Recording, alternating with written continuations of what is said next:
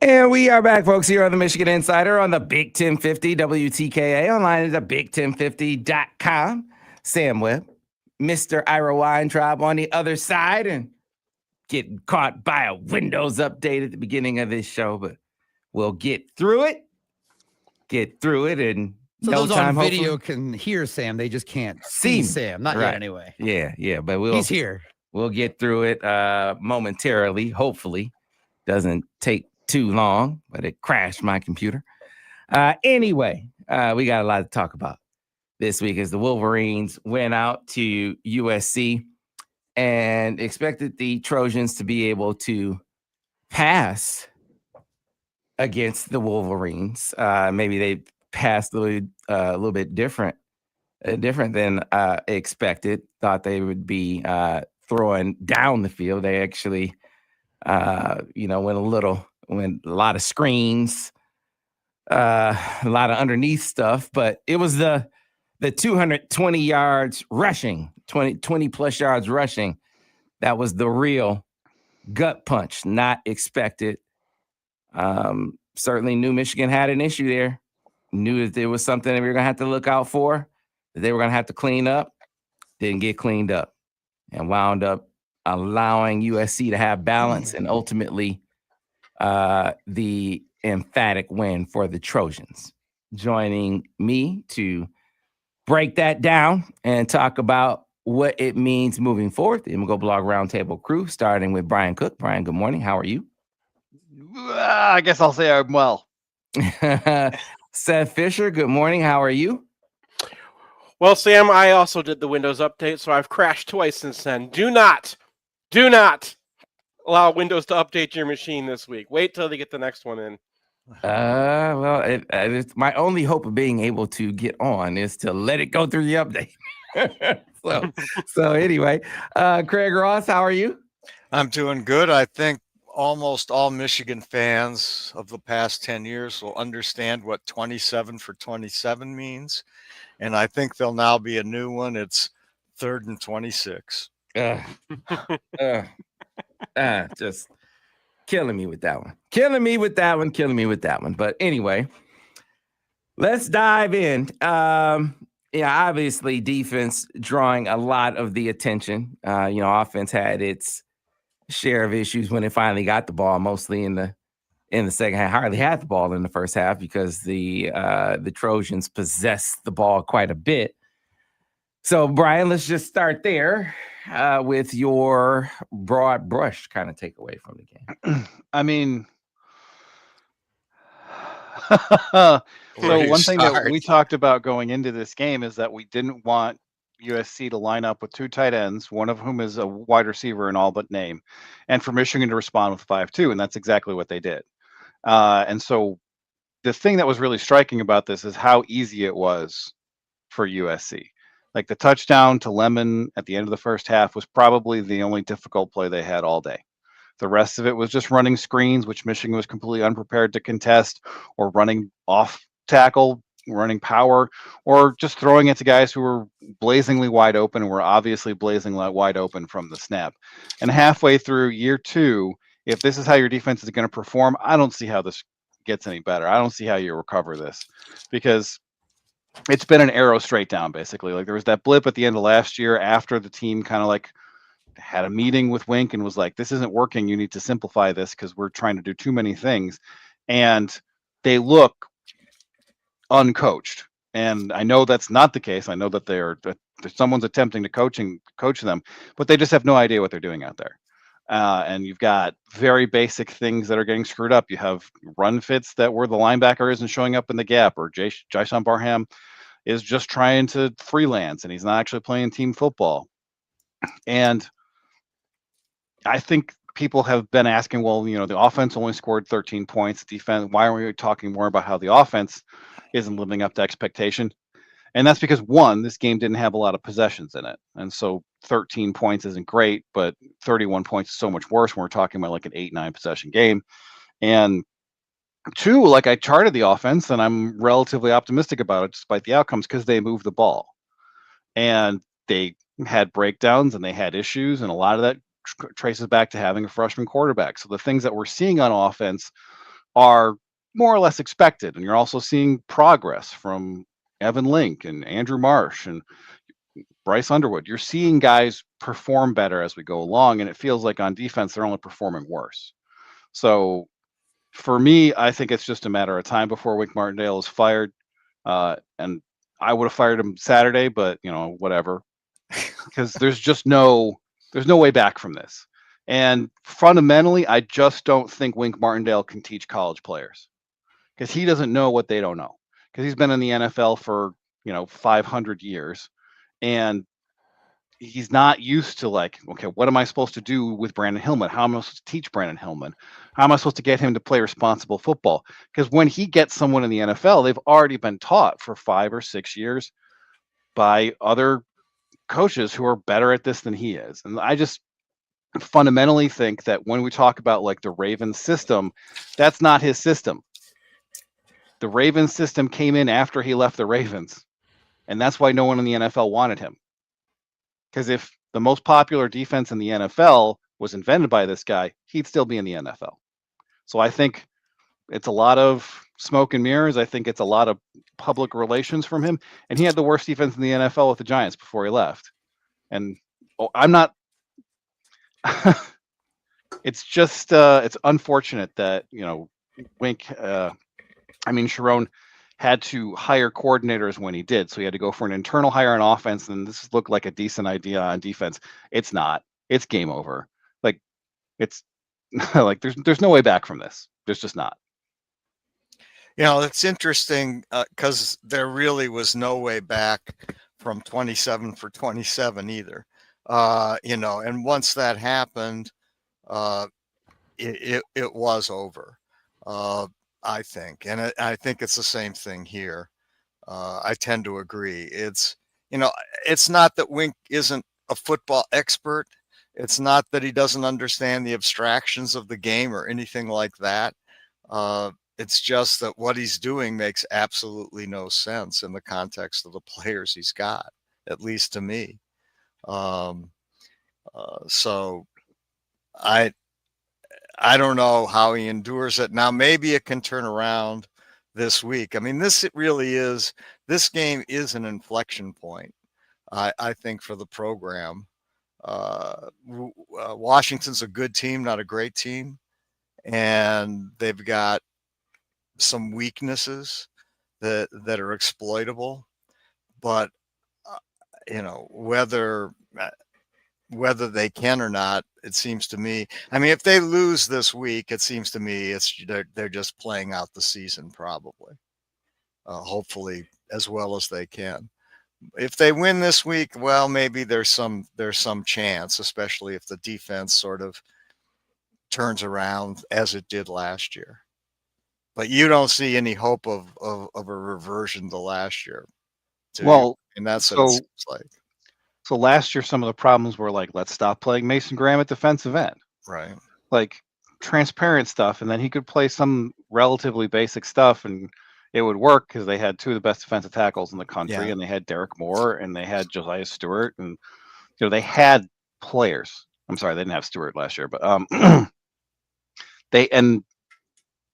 think the rubber is hitting the road here, where it's like all the guys on the team who seem to know what they're doing are guys who have been around before Wink, and that tends to happen. But Hillman in particular, I can't imagine many other teams playing Brandon Hillman, many other past Michigan teams, when they have other options, because he's explosive and he's interesting, but he's also reckless. And that third down conversion is all on him, and it just feels like that's not a trade-off worth making. And for that to be your starting safety, even when Rod Moore is back and he's like your number one option, I can't comprehend that. I can't comprehend the fact that you're playing literally 5 defensive linemen, and they rush. There's 73 different instances of a defensive tackle rushing the quarterback in this game. They get 2 pressures. That's a 2.7% win rate for all 3 of them. And at no point did they decide to okay, well, these guys aren't getting the quarterback anyway. Let's just feint him towards the quarterback and then drop him into a short zone in case there's another tunnel screen. Like, There were 11 screens from USC in this game for 8.5 yards a pop. From the same formation. They're There's telegraphing it. They're telling you what they're going to run. like, and then the TV would cut to Lincoln Riley, and he was just smirking the whole game because he was like, I can't believe it's this easy. Like, they line up in some crazy formation where there's not anyone within 20 yards of the best wide receiver in the country. And I know that's a bust. I know that's not what Wink drew up, but fundamentally, Wink's responsible for getting the guys not to bust. And the bust rate on this defense is enormous. So I don't necessarily care what the plan was, because it's very clear that Wink can't get his guys to execute his plan. What plan? I got a lot. Was that too nice for you? I got a lot to say. Yeah. I mean, because last week I'm like, okay, this kind of the stuff that you're doing is not. It's not great, but this makes sense against Wisconsin. Blitz your 5. That's what you want to do. Wink wants to get to the quarterback, and you could tell. You could say you don't know what the plan was. I know exactly what the plan was. They thought they were going to pass deep. They were going to have a long rush, and they thought they were going to be throwing long against them. And if you watched any of USC at all, or if you watched Lincoln Riley ever, we've all watched Lincoln Riley. He was at Oklahoma. All of his quarterbacks are like 75% of the NFL best players in the NFL are his guys. Like you've seen how this guy plays, and he gives his quarterbacks a read, and then they throw it. So the one thing you have to do is take away that first read. The one thing you have to do. And there are ways to do that with this defense if you practice this system and you stick to it. But they don't even have they run the same defensive play like 4 times at most a game. They have so much on their plate, and they threw a whole new thing out there this time. And Brian mentioned this. We were talking about this, all week last week. Don't do this 5-2 against 2 tight ends against USC. It's exactly how they want to get you. Because all you're doing is you're matching a defensive tackle for one of their receivers, and they're just going to spread you out. And the second play of the game, right after their first down, they come out they put their 2 tight ends as wide receivers. Like, let's try this. Let's see if he's really, really this dumb. Because they saw it, and the bloggers saw it. And I gotta just set where I am, right? What level of understanding of football I have. I am not somebody who could be a coach at Michigan. If there's any point where I can call something out before a game, and then and like you go and do it anyway, that is bad. I should not be the one to be able to point the stuff out. Okay? If you're falling below Seth, you are not capable. You are an incompetent coach. I'm an incompetent coach, and that's why I'm a blogger, not a coach. You should not be falling below the Seth level. And this was below Seth level. They got 81% of the yards available to them. The only reason they didn't score a touchdown every single time they got the ball is one time they got hosed on an out of bounds call that they actually got his toe down and they didn't review it, and they had 2 turnovers in the red zone, which okay, that's USC screwing that up. It's not like yes, I credit Jair Hill and I gave him his points for hitting the side and how they tackled and they caused a fumble there. But that's, it's also how the guy holds it. And Maeva's interception was just on Maeva. That's the only stops we got, except for at the end of the game. There was a kneel down and 3 runs after the game was already decided. And it's not everything else. Those were the only stops. It's that it was so easy for USC. Yeah. Their standard down success rate was 66%, which is what you see. That was Michigan's success rate against Central Michigan. Right? So the reason that it wasn't 63 points in this game was not about the proficiency of what Wink was doing. Michigan easily could have given up 63 points in this game if there were more possessions and if they didn't get lucky on a couple of different possessions. This was the most humiliating defensive performance I think I've seen at Michigan since we're going to say that Purdue game where they installed the 3-3-5 of the bye week. Yeah. And this might have actually been worse. Because that team was terrible. That team was terrible and didn't have the kind of talent that this team has. This team has players. Right. Like, this team has a lot of guys who are going to be drafted by the NFL, and they look completely incompetent. And that goes back to the coordinator. So go ahead. We talked about the 5-2 thing. I didn't get to finish this thought. He actually installed a new defense for this game. Yeah, with 3 defensive tackles. It was 3 DTs, and then he had Barham and Sullivan on either side of it. And I called it a 5-1 in my charting, but whatever. It went back to the 5-1 that they ran with the Ravens in 2020. And okay, yeah, that's an interesting defense. Yes, it's an interesting response to nothing that USC does. That is not a defense that you use again. That's okay, if these guys are doing long drop back passes against us, this is how we're going to mess them up. We're going to get some sacks out of this. That doesn't work if they're getting their ball out in 1.5 seconds. What you have to do against a team like this is figure out where they're going to throw it first and cover it. And there were opportunities to do that. And there were a lot of opportunities in their defense to say ahead of time, we're going to run this. Ernest, you got to be here. Because we're blitzing from here, that's where his eyes are going to go. Roller, you got to be here. Roller's sitting, bouncing around in the middle. They got a 5-man blitz on. They have nobody over the tight end in the slot because TJ Guy was out there and TJ Guy blitzes. Okay? And this is exactly where Maeva's eyes are going to go because you got a blitz coming right there. That's where his eyes were before the snap. That's where the blitz is coming from. And you got Roller sitting in the middle, and he's standing 1, 2, 3 beats, and then he tries to get over the tight end. He has no chance to get over there. And it's like, how do you run that play without practicing Roller getting over that tight end every single time? And then we talk about the touchdown. Brian mentioned this is like the one play that was hard. It should not have been. That never should have been a touchdown. The one on Jaden Sanders, it looks like Jaden Sanders is in good position. He defends it well. He's on the wrong side. That play call was, I mean, you want to talk about play call. That play call was fine. But they had a timeout right before that play call. You've got a true freshman who's going up against one of the best receivers in the country.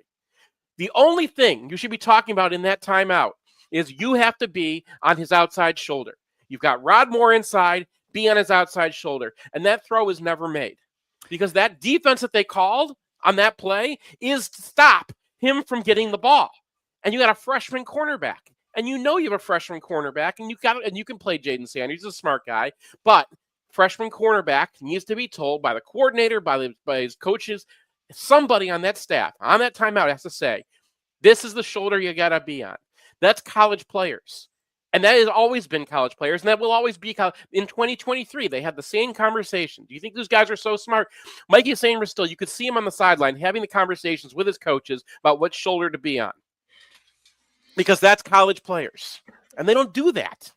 So, Sam is going nuts right now. Yeah, so I'm not going nuts, but so several things. I think that Wink has made the mistake that a lot of coaches make, that they fall in love with their stuff and their calls that on paper they're supposed to work. You know, I was talking about this with Vance. He said, man, it's a great call. But if your guys can't execute the call, then what good is the call? And I just think that he calls things that these guys can't execute. One of the plays that sticks out to me is the play before that touchdown that you're talking about. There was a screen to the field. I talked about this before you guys came on. Mm-hmm. And they were blitzing. They were in Bear, and they were blitzing Jimmy. And Jimmy. I know what you're talking about. And Jimmy was pointing. They motioned the trips, and Jimmy was pointing with the motion, and clearly he was pointing for someone to drop to the field, and no one drops. So, you know, there was at that point, maybe they're saying maybe there was an adjustment, or there was supposed to be an adjustment they had from practice. At some point, there was some kind of adjustment that was supposed to be made. That was screen 3 out of 11. And there was no adjustment that was made. Never saw anyone really react to it. So the point is that that's not something that they can do.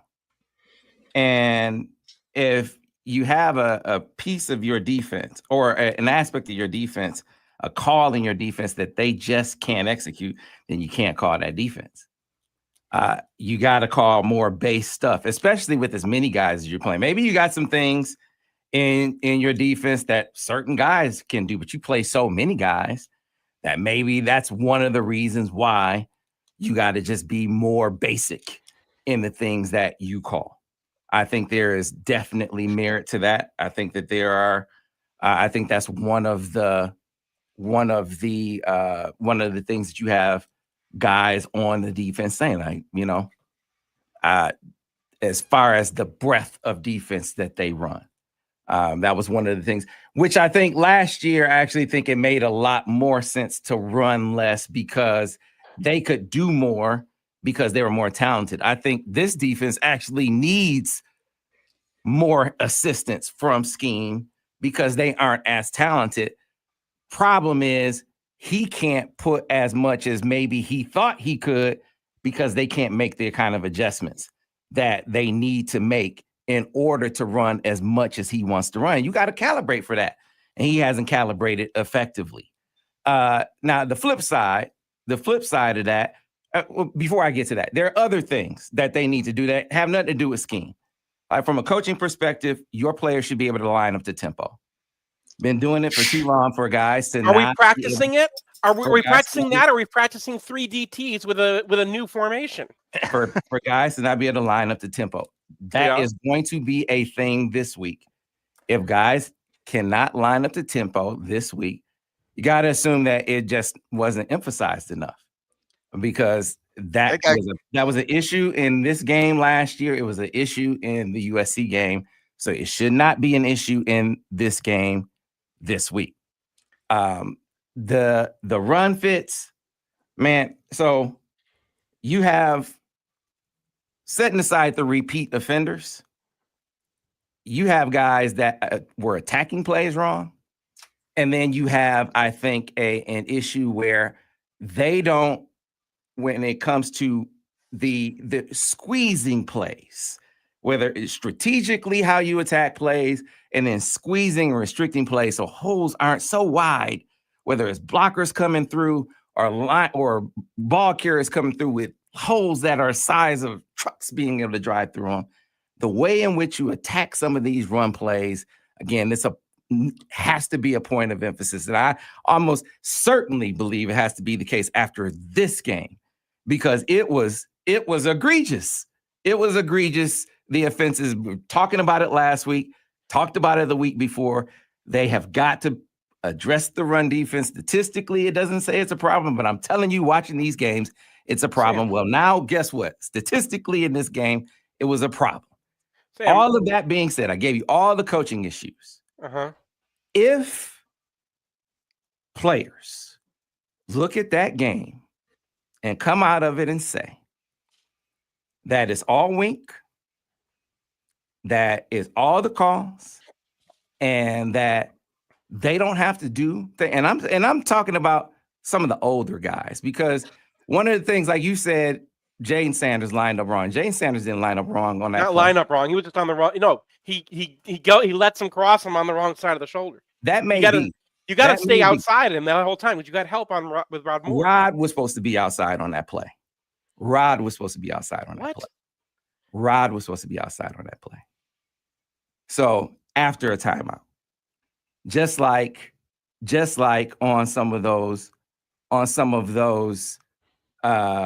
run plays, you got an edge that's supposed to set an edge. Just like on some of those tackles on a 4th and 1 or on a 3rd and 26, when you got an opportunity to bring a ball carrier down, you got an opportunity to make a tackle. You got to make a tackle. So the point is, there are absolutely issues with coaching that have to be addressed. But to the point where it relieves accountability for plays that have to be made, for responsibility, accountability that has to be had for plays that should be clear. I mean, there were 3 tacklers around a 4th and 1. You got to bring that guy down.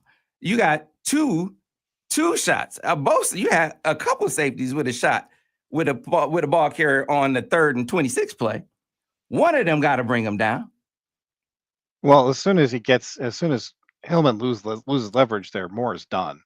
Like he can't make up that ground. That's not on. I mean, that's just one mistake from Hillman there. And then on that 4th and 1, like Hillman is in the backfield, but again, you see hero ball from Jyshawn Barham, who's trying to get inside when if he just holds the edge there, that's a 5-yard loss. Correct. 100%. Both safeties on the 3rd 26 should be, well, I'm trying not to individualize the players as much as possible. I'm trying not to do that. Hillman is Hillman. No one's gonna be able to look at that film and say like, Brandon Hillman, you had an okay game. He had a terrible game. He's still Brandon Hillman. There were still a lot of points that I thought that Brandon Hillman did a good job in that game, and there are things that he does that no one else can do. I want that guy to be a player. So I want them to develop that guy. The Mekhi Lemon play was keep away from Mekhi Lemon. If he goes inside, it's a double. If he goes outside, it's a double. That's what it was supposed to be. Okay, I get that. I don't believe you that Rod Moore was supposed to be outside. It's just the way they lined up. It makes sense to me. I'm telling you what it was supposed to be. I could tell you they said that. I believe you that they said that. I'm telling you what it was supposed to be. I don't believe them. I don't believe them. That sounds like a Rod Moore on me thing. It's just there's so many things. And last week, Sam, you talked to us about how you talked to them, and I think this was true. I believe that they said this to you, that you asked if they box or do they spill, and they said it depends on the play call. You got Jyshawn Barham that you just moved to defensive end, right? But you already have some power problems, and now you're going to have some play calls where you spill. Now you're going to have some times where, okay, we're going to change up the basic rules of this defense. Everything, since this defense has been not that hard for me to chart since they put it in 2021. And I've charted every single play of this defense since 21. Okay. And I always knew who was at fault for things because I knew the rules. And the players knew the rules. You talk like they got to know when to box, when to be on the outside, when to be. I'm looking at these plays sometimes and I don't know who's supposed to be on what side, on which shoulder, because one guy's running it one way and one guy's running it another way. And you're telling us last week that they run it 2 different ways. This is college ball. You have to play college football. College football is not the NFL. I get why you would change things up in the NFL once in a while because it screws up their blocking angle on a couple plays, and a couple plays can make the difference. So like, I think the thing here is like, you got to walk before you can run, right?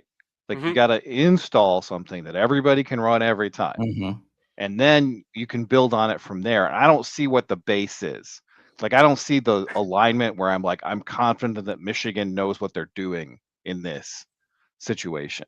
So you just see guys running wide open. Like there's with a tight end down the seam on that play where it's just like Maeva knows exactly where he's going pre-snap, and it's like, okay, we're baiting him.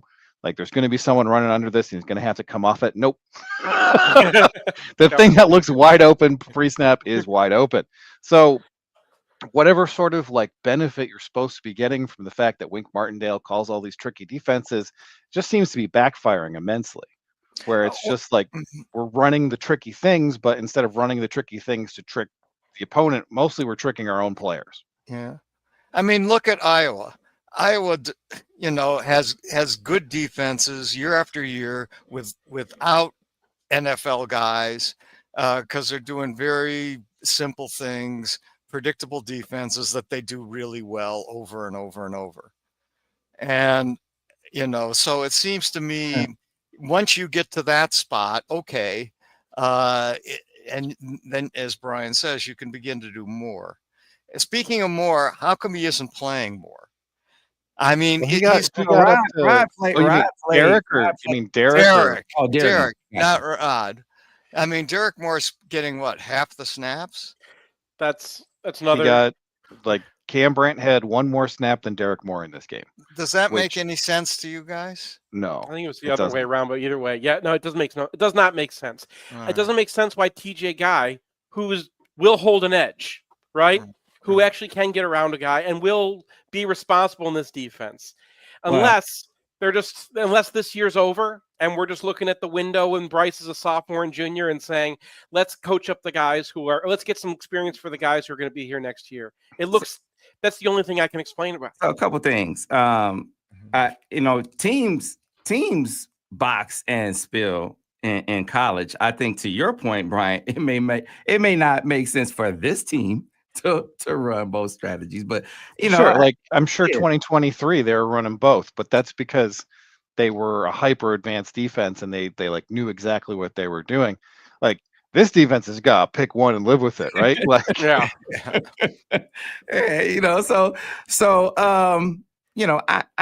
I guess for me, simple is better. Whatever allows them to play fast without much confusion, without guys having to make as many adjustments is king. As far as TJ Guy, what I would say is how we saw him play in this game when he got in for Jay-Sean is like, that's it. But that's better than how he played. Or it was like a response, because to me, I think he got benched after the Oklahoma game. And I remember saying, I see this as they must be challenging him or something. And is this I'm looking at this as maybe the response to that, maybe, because he seems to be playing. This is a more physical guy that I saw out there. The way TJ Guy played Saturday on the edge is the way you need to be playing the run. It was different. It was like that. That's put his tape on. It was like, okay, this is how you need to play. This is what we need right here. And no offense to Dominic Nichols, who got twice as many snaps as TJ Guy. But Dominic Nichols is a sophomore. He's young. You expect him to make mistakes. I would expect the snap counts to be absolutely flipped just based off of what I've charted both those guys this year. Because Nichols, he's another guy who gave up the edge. There's the rollout where Maeva makes an incredible throw for 28 yards. That's if you've coached that right, then that's a sack. Sullivan got through, and the edge has to see, hey, I got, my buddy's inside. All I got to do is get the edge. That has been a focus since 21. Do not give up the edge. That is number one. We're going to put Hutchinson out there. It's that important.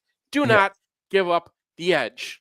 All right, we got to get to a break. Be back on the other side. More MGoBlog Roundtable here on the Michigan Insider on the Big 1050 WTK, online at thebig1050.com. Clear on the radio. Sam, do you remember there was a defensive back for Michigan? Was his name Darnell Hood?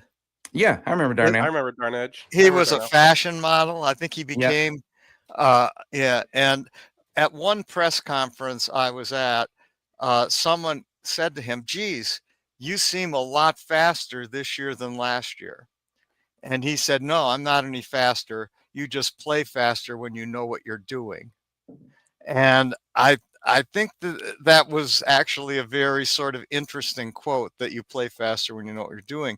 My impression is this defense doesn't know what it's doing. I mean, and that's the big picture I think that Brian and Seth are trying to paint. And I think in painting that picture, you really are saying this is a coaching problem. What do you, so I'm curious, JSJ, what are you talking about? I'm not sure. What did I say that you drew your eye or so? I'm not sure what you said. Me too. Yeah, for the listeners, he said, "Come on, Sam, you better than this mess." We're in the break right now, so it's only people on the. It's only people on the. Yeah. Okay. Yeah, I know we replay it, but I don't. Yeah. I replay and people listen. Yeah, people turn on YouTube and listen to it too. Yeah. Man, like while we're on break and off topic and on the topic. You can swear now. Yeah. Oh yeah. Please don't do that though. You can use the word dumbass now, I think. Right. Like Uno. These mics are still, the mics are still hot, people. The mics are still hot. Kissing. We don't, you know. All right. Yeah, I remember Darnell Hood because I worked at Pizza Bob's. He used to come in all the time. He was one of the guys who came in after practice and recarbonated. Yeah, I just thought that at least for a player presser, that was one of the more interesting things I heard. He was a running back, and so he used to come in and give me stuff going on with the running backs. And that, I was, what do you mean this Mike Hart kid's going to be good? What are you talking about? Back in moment, guys. The 3-star from New York? What? And then he was, and then he switched to cornerback. Yep. Yeah. That's how that was originally he was actually my original connection to a lot of the DBs that I know. Yeah. Let's see. Speaking of DBs, by the way, from that era, Isaiah Combs passed away this week. I saw that. Do you know what was going on with him? He had a heart attack. Heart attack? Yeah. Yeah, really sad. Yeah. I only got to meet him a couple times, but he came to one of our events, and I met him at a Marlin thing that we did, and he was the one who told me about, I talked to him for a little bit. He was the one who told me that ask every single player if they ever thought about transferring, and you're gonna get a yes. I thought that's one of the more interesting things I've ever learned. All right, now we're back in about 20 seconds, guys. Stand by. It's got a kid too, I think. If I recall.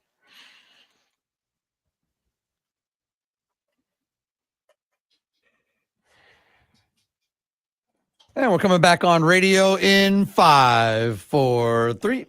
And we are back, folks, here on the Michigan Insider on the Big 1050 WTKA, online at the big1050.com. Before we get back to the MGoBlog Roundtable, I want to tell those of you who are in the market for a new vehicle, you should get on board with Brighton Ford. Brighton Ford, where your next adventure begins, ready to take the wheel of your dream Ford.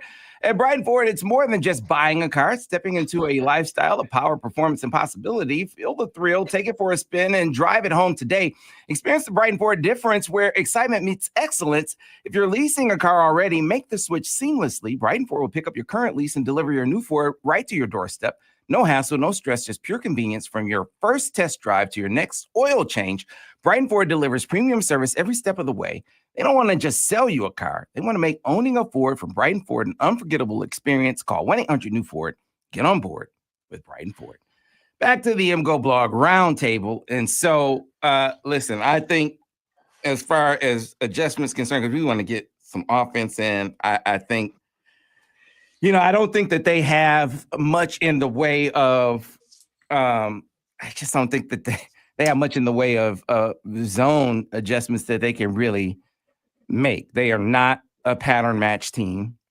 They could stand to be, could they tighten up in their zone awareness? Sure, but I think their primary adjustment probably will be to play some more man with guys back now, with Rod back, with Caleb Anderson back, with Zeke back. Get more comfortable with playing some man and take your chances, even though that'll leave you more vulnerable to some shots. But it'll make your defense tighter. So I think that'll be maybe one of the adjustments. Think they'll maybe play some cover 3. I think that'll be one of the adjustments. And then we'll see if they are tighter in their run fits after with some emphasis. And see if they can live in that world. Now, this is my speculation on the matter based on history. We'll have to see if that comes to fruition. And I hope that after that experience that we saw last week, that was enough of a jolt with watching USC run over, around, and through them, and see them carve them up. Carve their zone defense of their zone pressures up, that was enough to say, hey man, we at least from the standpoint of having to play some different run defense, this is going to make them tighten up in those respects. Sam, I know you want to get to the offense, but do you want to go through another offseason with Wink in charge of this? Coordinating. Whoa! Hey! That's not a question that we should ask. No, I know. Sam, I'm not asking Sam. I shouldn't ask Sam. You're right.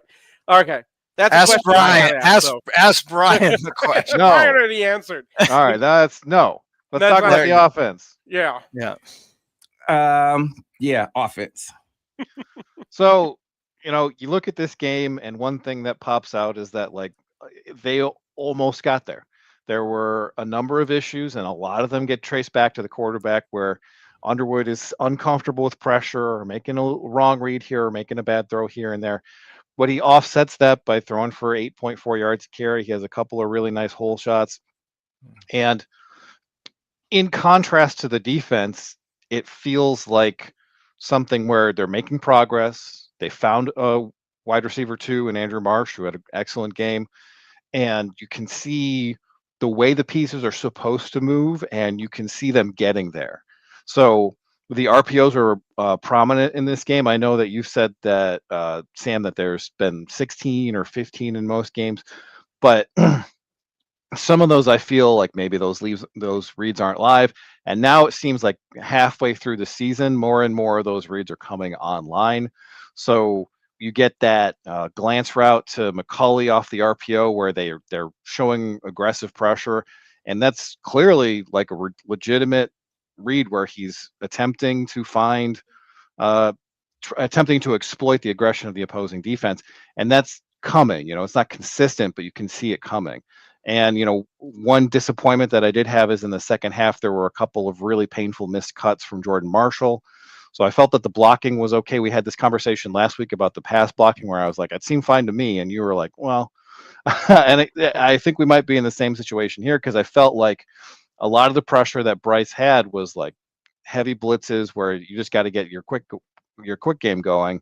And he had options, but he wasn't certain. He wasn't seeing the field as well as he needs to see. And he's just like a beat slow. So there were a couple of plays where it's like, I want him to get to that faster. I understand why he's not getting to that faster, because he is 18 years old. He's a true freshman. So in contrast to how I felt about the defense, I was relatively optimistic about this offense coming out of this game, despite only scoring 13 points. They had one drive that was nerfed by a pretty ridiculous offensive pass interference penalty. You had another drive where Michigan kind of shot themselves in the foot with a false start, and then a sack that Underwood didn't need to take that pushed them out of field goal range. And it's just the kind of mistakes they make don't feel like the kind of mistakes that the defense is making, where like I could watch the USC game tape 100 times and couldn't figure out how that defense was going to succeed. I think that there are a couple of tweaks and a little bit of progress that they need to make on offense, and they'll have a good offense.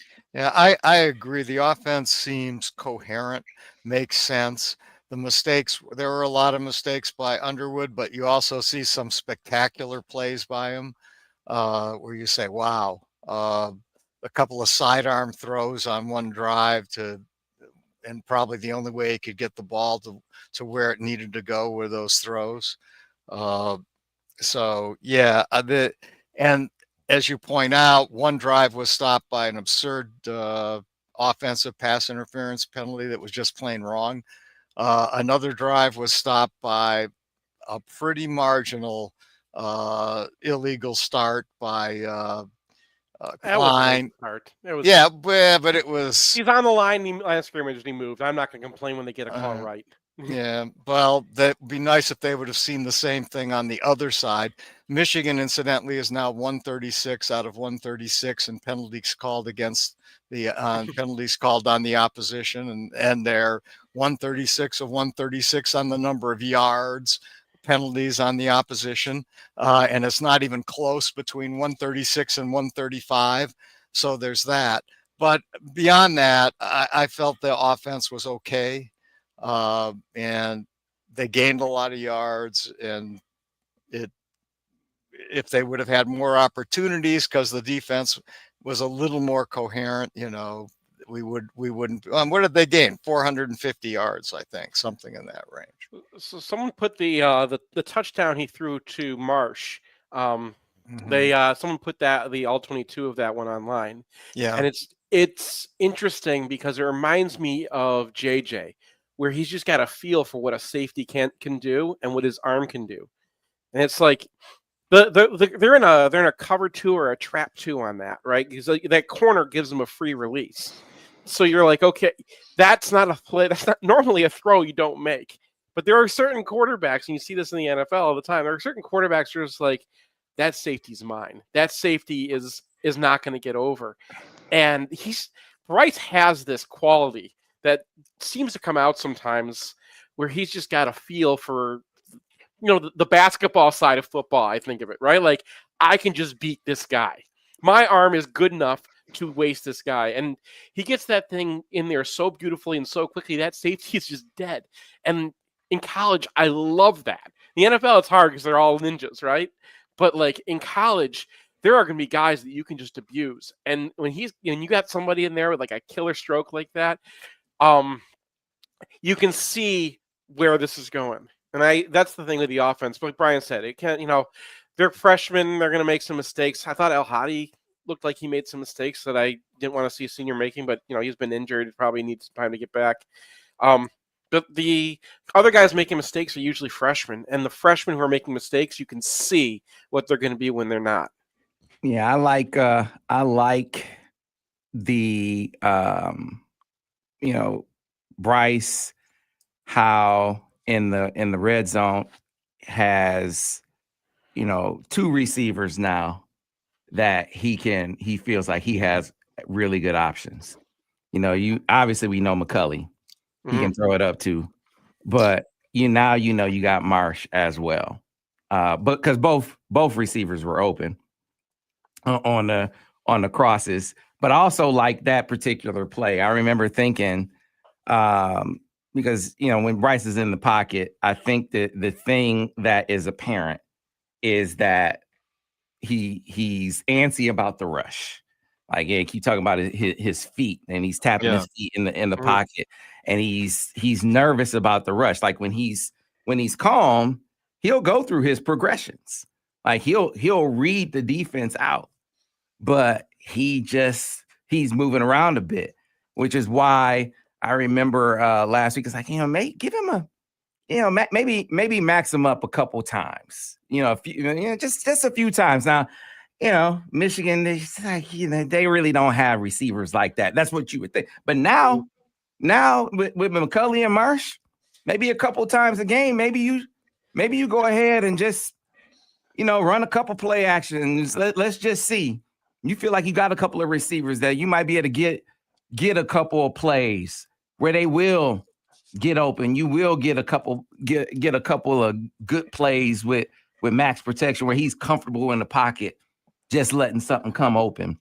I think they've shown that, and you want some situations where Bryce just feels comfortable just sitting in the pocket going through there.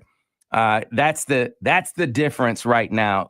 Just getting him to the point where he's comfortable in the pocket. He obviously can throw on the run. I think the one really bad mistake he made wasn't even one where he misread the defense. It was one where he just predetermined where he was going to go with the foot. He decided, before he snapped the football, I'm throwing it to McCulley. He didn't even just threw it. Well, are you talking about the interception? Yeah. Well, to me, that was a very strange play because McCulley beats this guy inside, and then all of a sudden he's doing a pirouette in the middle of his route, which is not a natural thing to have happen, right? And to me, that's probably interference, but we didn't get a replay that gives you any kind of indicator either way. But if McCulley doesn't do that and just runs down the field like a normal person, I think that's a completion. To me, that ball was in the right place. The wide receiver was not, for reasons that remain mysterious to me. Now, the Marsh incompletion on the goal line was a little short, and he had a step or two on his guy, and that could have been, an easy walk-in touchdown. He puts it a little short, and then the guy is in position to break it up. And then there's those two sideline shots to McCulley where, the first play of the game, it's an RPO, and he decides he's going to pull it and throw the fade against a six-man box. Didn't really make sense to me. But if you're going to throw that, you just got to punt it up to your guy, right? And it's very flat, and McCulley can barely get a finger on it. There was a second one later in the game, and that kind of reminded me of what was happening in the spring game, where his balls were too flat, and he wasn't, arcing them enough so that, a guy like McCulley, all you want to do in all those situations is just give him a chance. And, there were a couple of regressions here. There were a couple of progressions. I thought his RPO reads were very good and very impactful. Like I just felt like he's getting more comfortable in the offense. But as you said, Sam, the pressure is something that does kind of jump out. Is that when opponents stack the box, he's pretty uncomfortable, and you see him not making quick decisions. Like he had hot read options on a couple of scramble/sacks that he just didn't take, and I'm very natural for a young quarterback. We're going to see progression in that department. I'm not too worried about that. Yeah, man. He didn't. I guess for me, he didn't. Oh, that McCulley throw. He didn't read the thing. He decided I'm throwing it to McCulley. I mean, the first play of the game, I'm like, Yeah. I was like, that's a 6-man box. That seems like a pretty good run look to me, but okay. Yeah. I mean, there's right now. So I thought they were. I like that a little bit just because I thought Lindsey was playing USC. I think he was saying if you got that, take it. Because USC, this is my point I wanted to make. USC played well for USC in this game. Their defense did. When Alex was looking at this, Alex Drain did a great write up on them, and he had me look at a couple plays and ask me what the coverages were and stuff like that. And I was just like, these guys. They just don't have playmakers back there. And the defensive line kept on getting out of their lanes. And somebody coached, Danton Lynn did a great job coaching them that week. Because their guys were in their lanes. The guy who broke up that pass to Marsh, he's been abused all year. So I was like, when they went after him originally, I was just like, yes, go after that guy. I'm not convinced the USC defense is any good at all.